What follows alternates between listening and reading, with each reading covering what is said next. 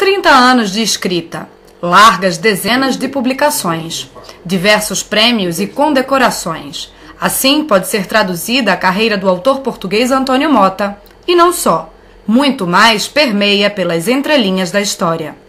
Foi em Vilarélia, terra onde nasceu e se criou, que Antônio Mota nos recebeu para uma conversa. Dentro do seu reino, como ele próprio definiu, nos guiou, contando sempre um pouco mais sobre si e sobre a sua escrita. Uma história minha, que é a Dona Florinda, que é do livro Lavada de Histórias. Então reparem que bonito.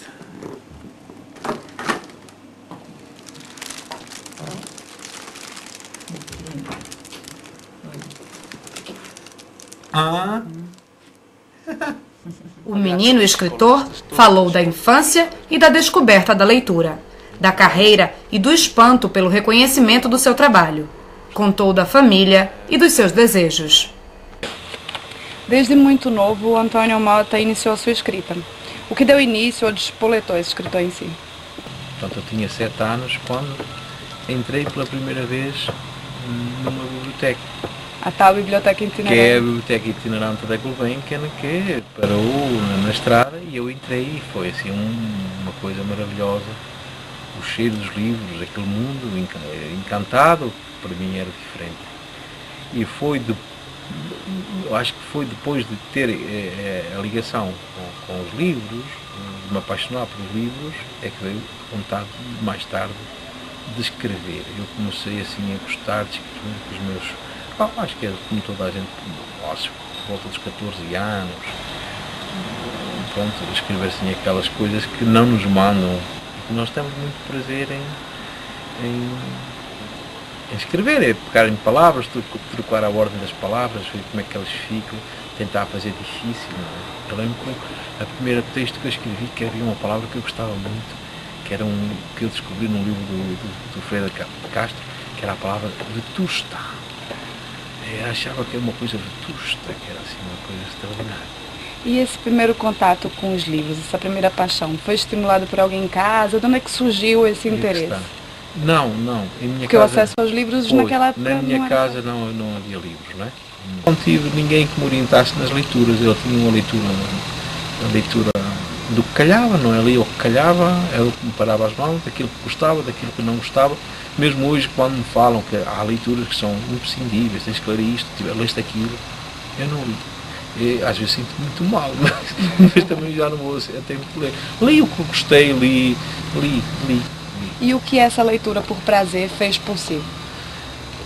Fez-me solitário, muito solitário, não me fez uma pessoa muito alegre. Mais introspectivo. Mais reflexivo, sim. Lembro-me que quando era mais jovem fazia um esforço enorme para ser igual aos outros.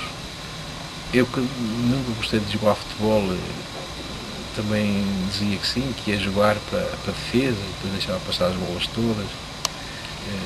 E eu tentava ser igual aos outros e achava que era diferente. E essa marca de ser diferente, eu sentia isso.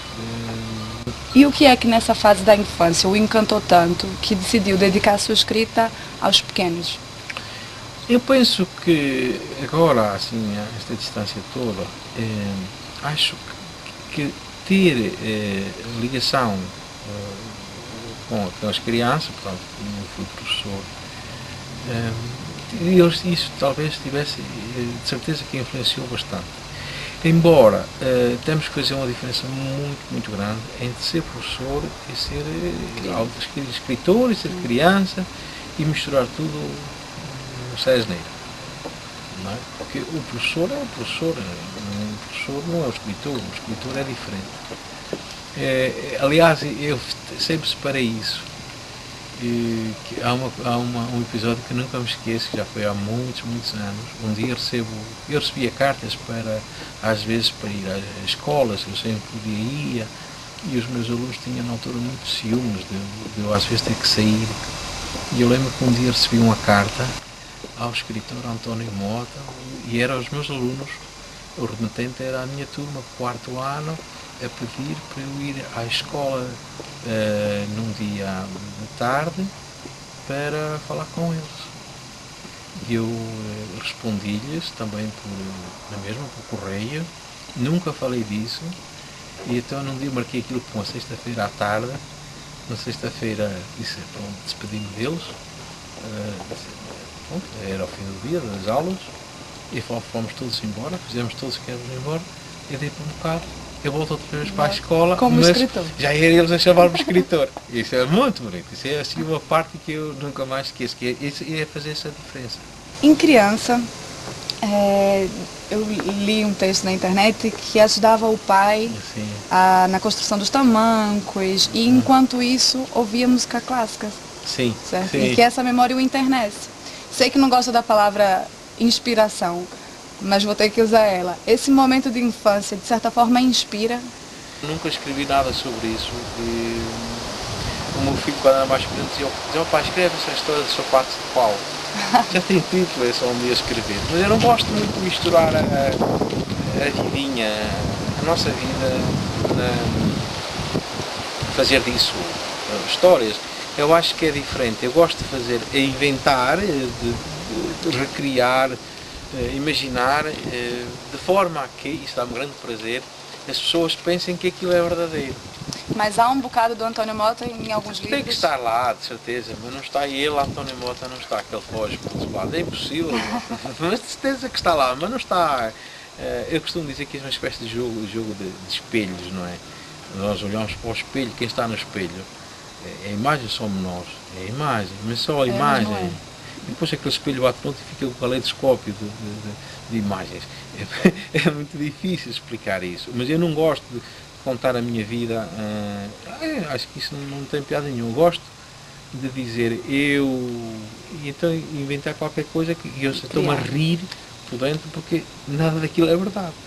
É difícil escrever para crianças? Escrever para crianças é muito difícil, porque é preciso sentir, é preciso clareza, muita clareza, é preciso dominar o tempo da história. Falar fácil, mas não ser burro também, não é? Exatamente. E que as crianças não se sintam estúpidas, não é?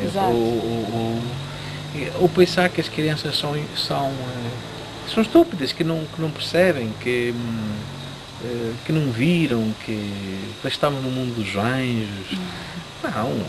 Não é assim.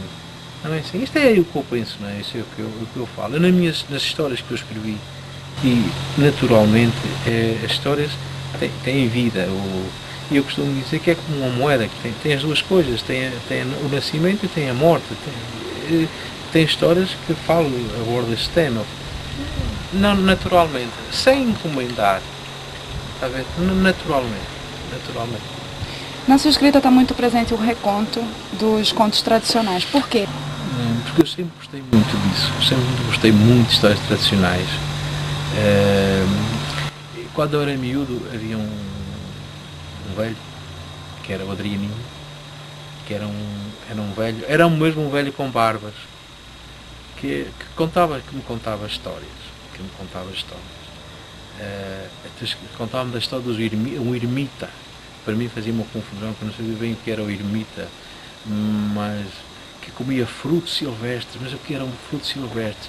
Mas só aquelas palavras, ermita, frutos silvestres. Eu dormia numa cama de folhas.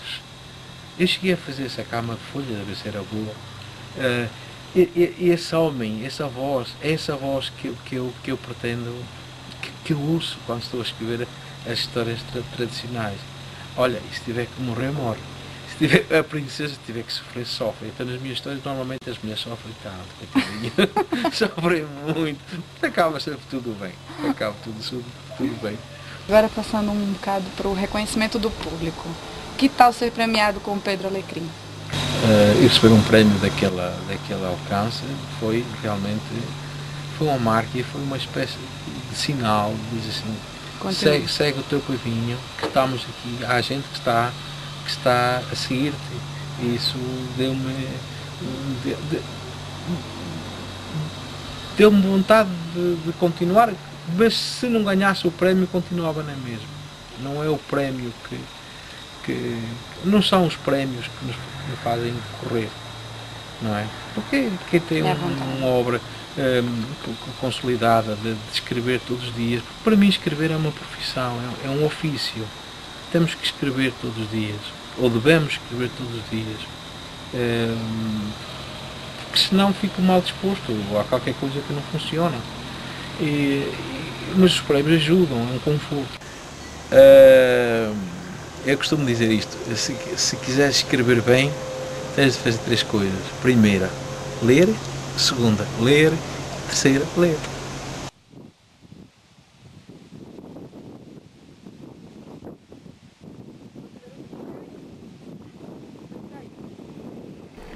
Com a agenda preenchida, o escritor com alma de menino tem cimentado seu trabalho junto aos mais jovens. Mas para ele, o mundo está ali,